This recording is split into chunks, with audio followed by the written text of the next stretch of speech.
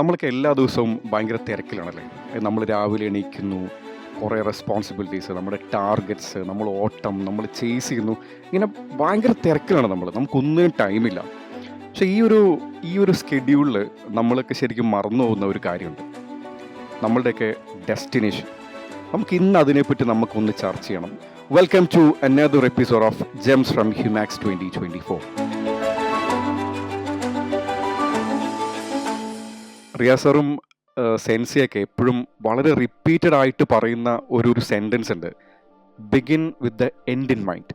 ശരിക്കും ഈ ഒരു ഫ്രേസ് എന്ന് പറയുന്നത് നമ്മളൊന്ന് ഫോക്കസ് ചെയ്ത് ചിന്തിച്ച് കഴിഞ്ഞാൽ കുറേ ലേയേഴ്സ് ഉള്ള ഒരു സാധനമാണ്. നമ്മളുടെ ഡേ ടു ഡേ ലൈഫിലും നമ്മളുടെ കരിയറിലും ഒക്കെ ഇതിന് ഭയങ്കര ഇമ്പാക്റ്റുള്ള ആയിട്ടൊക്കെ നമുക്ക് തോന്നാം.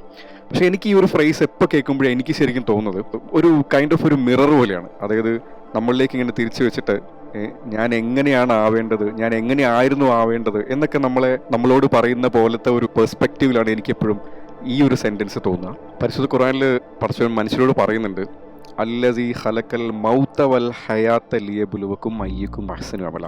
ഇതിൻ്റെ ഒരു ട്രാൻസ്ലേഷൻ നമ്മൾ നോക്കിയാൽ ഇതിൽ മരണം എന്നുള്ളത് ജനനം അല്ലെങ്കിൽ ജീവിതം എന്നുള്ള വേർഡിന് മുന്നെയാണ് വന്നിട്ടുള്ളത്.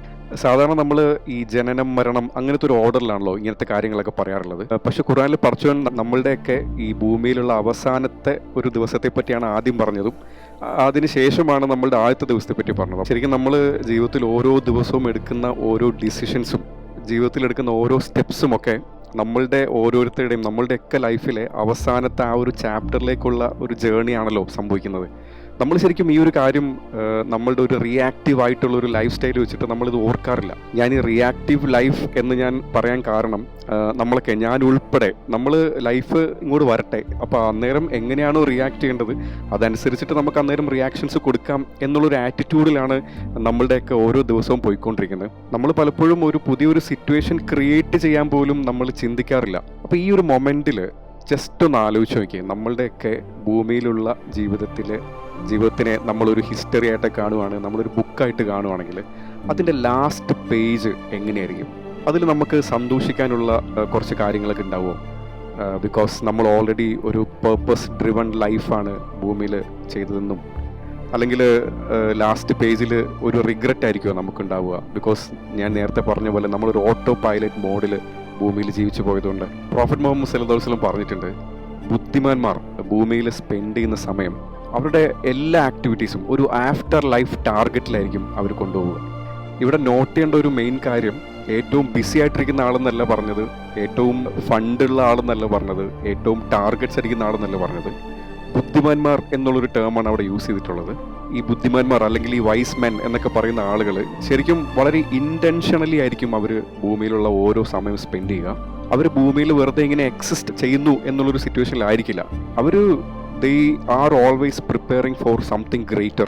റിയസറും സെൻസിയൊക്കെ ഫോർ ഷുവർ ഈ ഒരു കാറ്റഗറി വരുന്ന ആൾക്കാരാണ്. they already made a legacy and they are continuing it. ചില ലെഗസികളൊന്നും നമ്മൾ ശ്രദ്ധിക്കാറ് പോലുമില്ല. ആ ഒരു കാറ്റഗറി വരുന്ന ചില ലെഗസികളൊക്കെയാണ് നമ്മളുടെയൊക്കെ പേരൻസും നമ്മളുടെ ടീച്ചേഴ്സും ഒക്കെ. ഇവരുടെയൊക്കെ ലെഗസി എന്ന് പറയുന്നത് ഞാനും നിങ്ങളുമൊക്കെ ഉൾപ്പെടുന്ന നമ്മൾ ഓരോരുത്തരുമായിരിക്കും. ശരിക്കും ഇന്നത്തെ ഈ ഒരു ദിവസം എന്ന് പറയുന്നത് ഭൂമിയിലെ നമ്മളുടെ അവസാനത്തെ ദിവസമാണെങ്കിൽ നമ്മൾ ഈ ടെൻഷൻ അടിച്ച് മരിച്ച പല കാര്യങ്ങളും ശരിക്കും ഒരു മാറ്ററാണോ? അല്ലെങ്കിൽ നമ്മൾ പല ചെറിയ ചെറിയ കാര്യങ്ങൾ കൊണ്ട് നമ്മളുടെ ജീവിതത്തിൽ നിന്ന് മാറ്റി നിർത്തിയ കുറേ മനുഷ്യരുണ്ടാവും. ശരിക്കും അതൊക്കെ അങ്ങനെയായിരുന്നോ നമ്മളത് ഹാൻഡിൽ ചെയ്യേണ്ടിയിരുന്നത്? നമ്മൾ തിരക്ക് കാരണം മാറ്റിവെച്ച ചില പ്രാർത്ഥനകളൊക്കെ ഉണ്ടല്ലോ, അപ്പോൾ ആ തിരക്കുകളൊക്കെ ഈ പ്രാർത്ഥന മാറ്റി വെക്കാനും മാത്രം ഇമ്പോർട്ടൻ്റ് ആയിട്ടുള്ള കാര്യങ്ങളായിരുന്നോ? എനിക്കൊക്കെ ചില സമയത്ത് ഈ ജീവിതം എന്തിൻ്റെയൊക്കെയോ ഒരു റിഹേഴ്സൽ പോലെയൊക്കെ തോന്നാറുണ്ട്. പക്ഷെ അതൊരു ഭയങ്കര പൊട്ടയായ അല്ലെങ്കിൽ വളരെ ഒരു മണ്ടത്തരമായ തോട്ട് പ്രോസസ്സാണ്. ബിക്കോസ് നമുക്ക് ലൈഫ് ഒരിക്കലും ഇങ്ങനെ റിവൈൻഡ് ചെയ്ത് തിരിച്ചു പോയി കറക്റ്റ് ചെയ്ത് വരാനൊന്നും പറ്റില്ല. പക്ഷെ നമുക്കവിടെ ചൂസ് ചെയ്യാൻ പറ്റും എങ്ങനെ ആയിരിക്കണം എൻ്റെ ആ ഒരു ലൈഫിലെ ചാപ്റ്റേഴ്സ് എന്നുള്ള കാര്യം. ഞാൻ നേരത്തെ ചോദിച്ച ലൈഫിലെ ആ ഒരു ലാസ്റ്റ് ചാപ്റ്റർ ഉണ്ടല്ലോ, അത് നമുക്ക് എങ്ങനെ ആയിരിക്കണം എന്ന് തീരുമാനിച്ചിട്ട് ആ ഒരു പോയിന്റിൽ നിന്ന് നമുക്ക് പുറകിലോട്ട് നമുക്ക് നമ്മളുടെ ഓരോ ദിവസവും റീറൈറ്റ് ചെയ്യാൻ പറ്റണം. If you want to be a kind person, be that kind person today. If you want to drop a legacy, just start building that legacy today. Begin with the end in mind and live like you really mean it. May Almighty give all of us an awesome ending in this earth. May peace and blessings be upon you. Thank you so much.